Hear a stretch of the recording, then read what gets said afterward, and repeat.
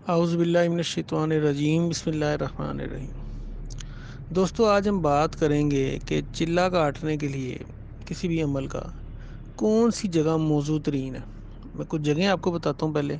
یہ ذہن میں رکھیں کہ یہ میں جو بھی بات بتا رہا ہوں یہ نئے جو بندے ہیں، جو نئے اس عمل میں آئے ہیں، نئے اس فیلڈ میں آئے ہیں، ان کے لیے۔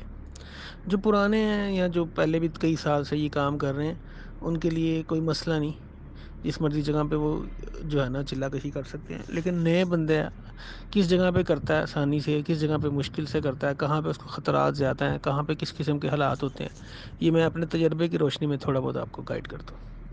نمبر ایک تو طریقہ یہ ہے، جیسے کہ آپ کا کوئی گھر ہے، اگر آپ کے گھر کی چھت ہے نا، تو یہ سب سے ہی سوٹیبل جگہ ہے چلے کشی کے لیے۔ وہ کس طرح؟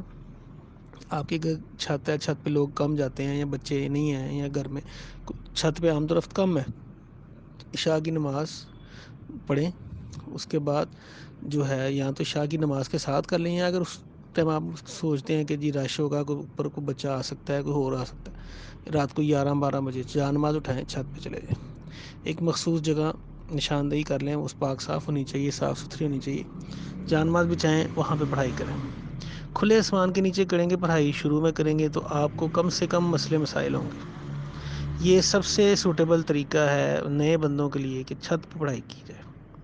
چھت پہ اس کا جو کہہ لیں کہ ڈر، خوف اور باقی جو چیزیں ہیں نا، وہ کافی حد تک شروع میں کم رہیں گی۔ دوسری جگہ جو موضوع ہے وہ ہے کسی کمرے کے اندر۔ کوئی کمرہ ہے آپ کا جو کہ بند ہے، جہاں کوئی آمد و رفت نہیں، آپ اسے کنڈی لگائیں، اندر اندھیرا کر لیں، ایک ہلکا سا دیا جلا لیں، یا ہلکی سی 0 کا واٹ کا ایک بلب جلا لیں ہلکا سا، اس میں آپ پڑھائی کر سکتے ہیں۔ لیکن یہ ذہن میں رکھیں کہ کمرے کے اندر زیادہ تر جو ہے نا، وہ حمزات کی پڑھائی اگر آپ کر رہے ہیں، چراغ جلانے والی پڑھائی کر رہے ہیں، یا ایسی پڑھائی کر رہے ہیں کہ جس کے اندر لبان جلانا ہے، تو اس میں آپ کو پرابلم ہو سکتی ہے۔ اگر بند کمرہ ہے تو اس کا جو دھواں ہے وہ زیادہ ڈینس جب جس وقت ہو جائے گا، اس ٹائم آپ کے لیے مسئلے مسائل کریٹ کرے گا۔ لیکن کمرہ جو ہے وہ بھی قدرے بہتر ہے۔ تیسری جگہ جو ہے وہ جو لوگ چوز کرتے ہیں یا لوگ جس پہ عمل کرتے ہیں، وہ ہے جی قبرستان۔ قبرستان میں ایک بات ذہن میں رکھیں کہ وہی بندہ چلہ کرتا ہے جو مضبوط اعصاب کا مالک ہوتا ہے۔ قبرستان میں آپ کو کن کن کی قسم کے حالات کا سامنا کرنا پڑ سکتا ہے۔ آپ کسی ویران قبرستان میں رات کے ٹائم جب جائیں گے نا، تو پہلی چیز آپ ویسے ہی ڈر خوف میں رہیں گے۔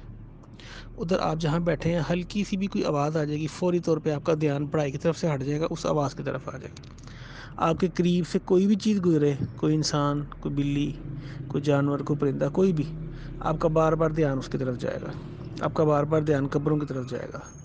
ادھر ڈر خوف سب سے زیادہ ہوگا قبرستان کے اندر۔ اس لیے قبرستان کا چلہ، پہلی تو بات یہ ہے کہ جب تک آپ ایک عامل نہیں بن جاتے نا، ایک اچھے 2-3 سال کی محنت آپ کی نہیں ہوتی، اس سے پہلے قبرستان کا چلہ نہ کریں۔ ہاں، ایک اور جگہ میں آپ کو بتایا تو قبرستان سے ہی ریلیٹڈ ہے، وہ جگہ بڑی محفوظ ہے اور وہاں پہ کامیابی کے چانسز بھی بہت زیادہ ہیں۔ وہ ہے جی کسی اللہ کے ولی کا مزار۔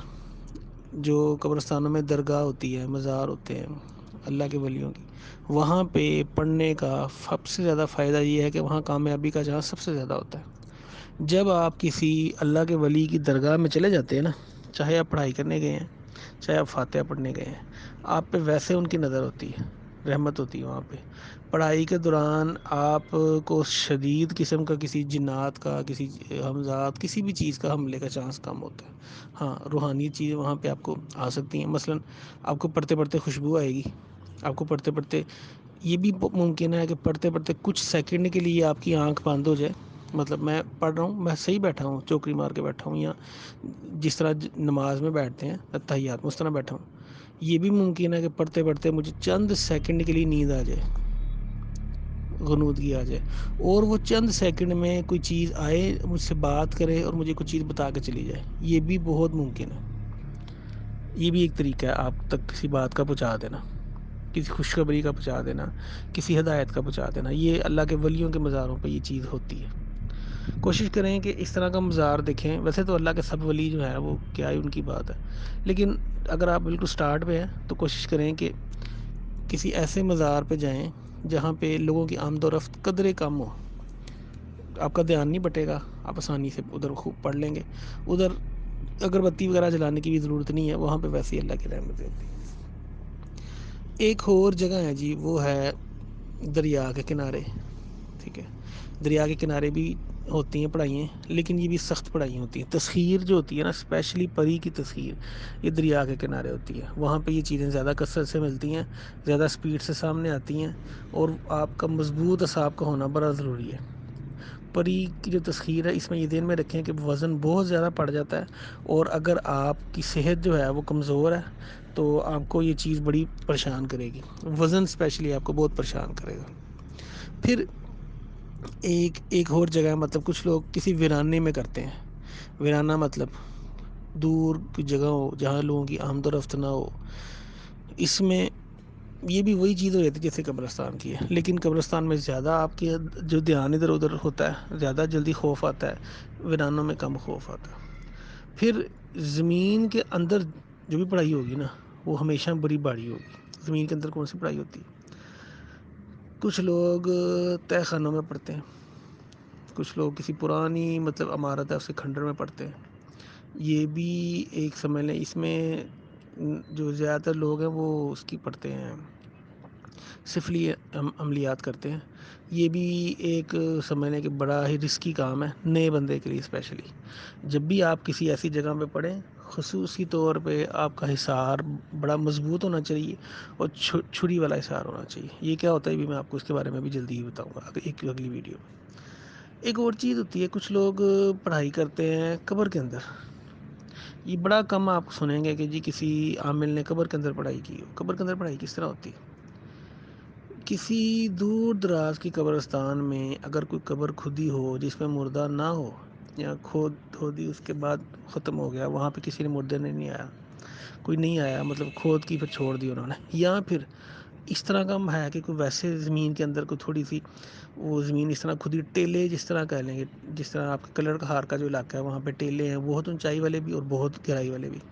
اس کے اندر پڑھائی جو ہے نا, یہ بھی بیسیکلی غاروں کی پڑھائی کہلاتی ہے. اس میں بھی کچھ خاص عملیات پڑھے جاتے ہیں کہ جو کہ عام طور پہ عام بندے کے لیے نہیں ہوتے. تو جب بھی آپ نے پڑھنا ہے, ہمیشہ سب سے پہلے آپ جان نماز کے اوپر پڑھیں, مسجد میں پڑھیں, جو بھی آپ نے پڑھائی کرنی ہے. آج جب اس کی پریکٹس ہو جائے, زبان پہ وہ پڑھائی اچھی طریقے سے سیٹ ہو گئی ہے, پھر اس کا چلے کا ارادہ کریں. اس سے پہلے ارادہ نہ کریں. پہلے 2 دن 3 دن پڑھ کے دیکھیں آپ اس کے وزن کو برداشت بھی کر سکتے ہیں کہ نہیں, آپ کو کیا کیا مسئلے مسائل آتے ہیں. کیونکہ یہ کمٹمنٹ ہے کہ میں نے اتنے دن پڑھنا ہے. بیچ میں چھوڑ دیں گے, بعض اوقات تنگی آ جائے گی رزق کی, بعض اوقات پریشانی آ جائے گی, بیماری آ جائے گی, گھر میں کوئی پرابلم آ جائے گی. تو دوستو یہ تھا آج کا چھوٹا سا ایک پروگرام, جس میں نے آپ کو بتایا کہ چلے کہاں کہاں کیے جاتے ہیں. تو امید ہے آج کی ویڈیو آپ کو پسند آئی ہوگی. کوئی بھی سوال ہے تو مجھ سے کمنٹس میں پوچھیں, میں انشاءاللہ ان کا ضرور جواب دوں گا. اللہ حافظ.